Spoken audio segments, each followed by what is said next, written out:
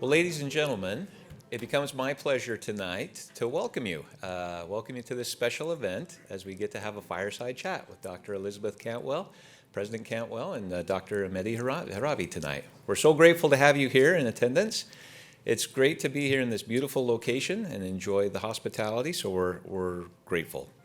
My name's Gary Marlowe. I'm the USU Alumni President here for the DC chapter. So to extend a fellow welcome to all of us Aggies here in our nation's capital in DC. You know, we have recent graduates among us. We have DC interns that have either recently graduated or are currently attending school and about to graduate that are here having wonderful experiences in DC. We have seasoned professionals. I got to meet several of you, to include Mr. Jim Littig, folks who have been around for a while since graduating at Utah State and have been here in the DC area doing wonderful things. So I hope that as we've taken advantage of that before, we'll continue to take advantage of that after the meeting tonight to build this community and this relationship we have. It's my pleasure to turn it over to someone much more distinguished than me, Dean Joe Ward of Humanities, Arts, and Social Sciences, to introduce the program. Thank you, Gary, and thank you to everyone for joining us this evening. Peace, freedom, and friendship. Our USU Alumni Fireside Chat featuring alum Mehdi Heravi and President Elizabeth Cantwell. Our world needs peace builders. And at USU's Heravi Peace Institute, we equip students with the skills they need to embark on a career for social change. Founded and funded by Mehdi, this institute fosters experiential learning, research, and outreach, empowering students to be agents of peace. Now, I'm pleased to introduce President Elizabeth Cantwell, a distinguished member of the National Academies of Sciences, Engineering, and Medicine. President Cantwell brings expertise in research and innovation to her role, and she leads with a diverse background in human behavior, mechanical engineering, and an MBA. Prioritizing excellence in education and workforce development for the modern world, she champions cultivating socially responsible graduates and ethical leaders ready to transform their communities for the better.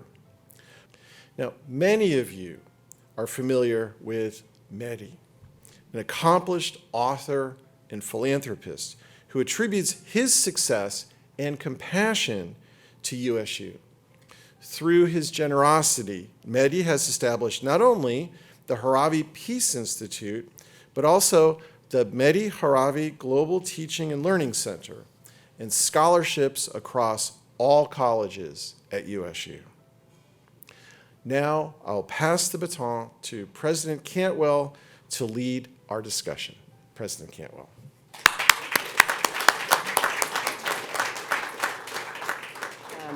I will say I met Dr. Heravi very shortly after I was selected as president, but well before I actually stepped into the role here at the Cosmos Club. It would have impressed me greatly that we produce people who think like you do, Dr. Heravi. So let's just start for people here. You tell these incredible stories about your experiences, but tell us about sort of how you ended up in Utah in 1958, and how did you even get there? I was going to school in England for 6 years, and I literally fell in love with America through the American movies of the 50s. And I kept on asking my father to please send me to America. And each time he said no. That was the end of the conversation. But we should keep in mind that at that time, there were many professors from Utah State in Iran, from College of Forestry, College of Agriculture, College of Engineering, and even sociology, because head of the sociology department at that time was in Iran serving for 2 or 3 years. And my father being a professor himself, French educated, he knew if not all of them, most of them. So I'm sure he must have been tired of me raising America all the time. On one of his visits to England, with a smile on his face, he said, "You're right, you're going to America, you're going to Utah." I had no idea where Utah was. And because I was familiar with New York, because of the tall buildings. I was familiar with Detroit because of the cars. And Hollywood, that I don't have to specify. But even at that young age, let's see, I was pretty suspicious. Because for several years, I raised the question of America, and he said no. But all of a sudden, he is, with a smile, saying, "You're going to Utah." Then later on, I found from the faculty members who were in Iran and who knew my father, they mentioned to me that your father asked us, where could I send my son in America so he wouldn't smoke and he wouldn't drink? So the obvious place was Utah. But then I'm a true believer of fate, really. Yes. I think my father's, God rest his soul in peace, I think his intention was to exile me to some place that, You couldn't But- get in any trouble. But then it worked out the best for me. Within few weeks, I made quite a few friends, really, that even as of today, they're my close friends. And after graduation from high school, I could have gone to any state, to any university. But I felt that I had roots in Utah. And so I decided to enter Utah State, which I did. And the very first photograph that I took of myself in Utah was in front of the old College of Agriculture. So I would send it to my father, so he would be very happy to see his son in front of his beloved agriculture. But this is the first time that I'm confessing to you. I haven't confessed this to anyone else. I did have an ulterior motive. I thought his happiness might spill over and I might get an increase in allowance. And to all of you, it worked. And my advice to all of you is, if you do have an ulterior motive, be tactful, be astute, and success is with you. And then I entered Utah State, and I'm really indebted to Utah State, to the people of Utah. So I'm indebted. I have just wonderful memories, and I feel that I have deep roots in Utah.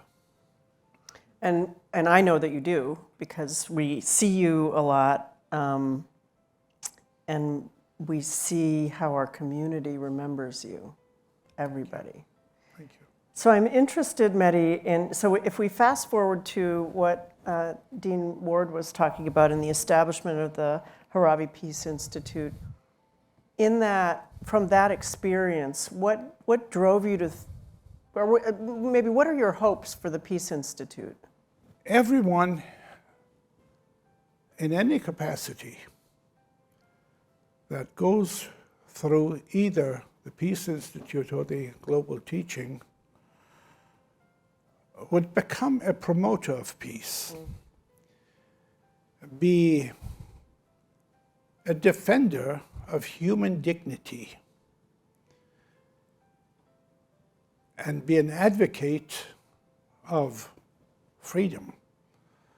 Just now is really embodied in this book that you just wrote, and I see the Heravi Peace Institute and the Global Teaching and Learning, and a book that felt like it wanted to be born. Why this book?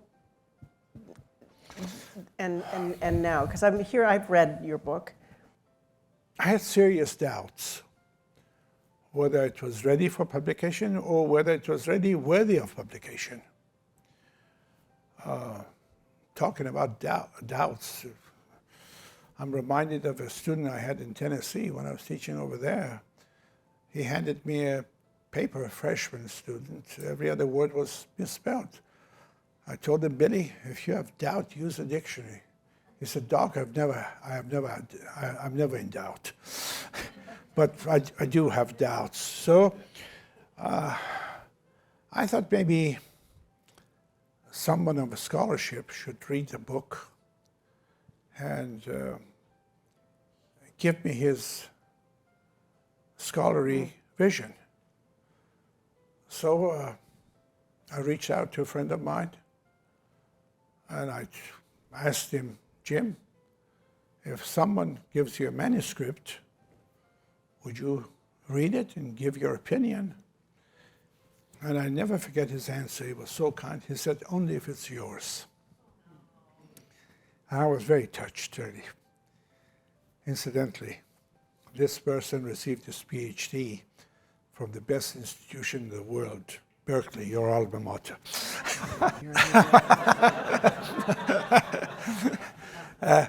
And I hope that this book would show, especially the young people, that the different kinds of political systems that we have, and hopefully they would defend and protect the one that they're living in, really. Don't take anything for granted. And all the proceeds from the, I don't think we should call it, as far as tax purposes, sale, donation, would go to the Peace Institute. So nothing comes to me. Everything goes to the University for the Peace Institute. Well, so let's, I think my last set of thought questions that I had is really around this idea that you just alluded to, because you give a lot to USU. You have talked to me about what it means to you, but I wonder if you could talk about why your philanthropy is important in the context of the Peace Institute and this really lovely book. I hope you believe in us and what we're doing, but I note it's really, you're an incredibly generous human being. Well, thank you very much. I'm very old-fashioned. I believe if you receive, you should give. And I have received much from Utah State. My adulthood was not only influenced, but it was developed at Utah State. And entering Utah, not knowing a single individual, after a very short period, I had 4 or maybe 5 families that they really treated me just like their own son. And right now, I'm close to one of the daughters and one of the sons, and and 2 of the sons, 2 different families. And they always tell me that you were the favorite child. So, so I did receive much love and much attention. So I think when you receive much, you should give back much. And it gives me satisfaction, it brings me joy, it brings me happiness. And whatever I've done in the past, or whatever I'm doing now, or in the future, it's obligation of love. So we equally have an obligation to use the Heravi Peace Institute to deliver people with the knowledge to enhance the distribution of peace in the world. And that is a moral obligation. So we owe each other, in New York speak. It's even. So thank you for things that you do. I do have one question for you, because at the beginning you said that you were ready if the questions were easy. And have they been easy enough? I want to thank you, but you could have done better. You could have done better. And what is my grade, Dr. Heravi? I would tell you, I would take the 5th at the present time, but I would tell you personally. He'll let me know. He'll let me know. Thank you so much. Thank you very much. You didn't. Thank you.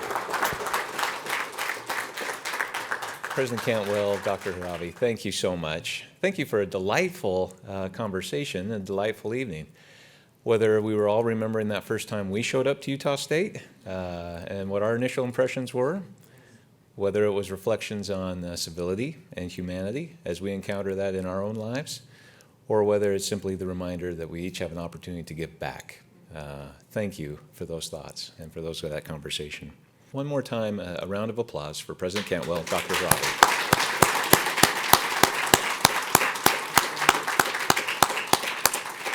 Thanks to all who have made tonight possible from the university, and thanks to all of our DC alumni Aggies for being here tonight. Go Aggies.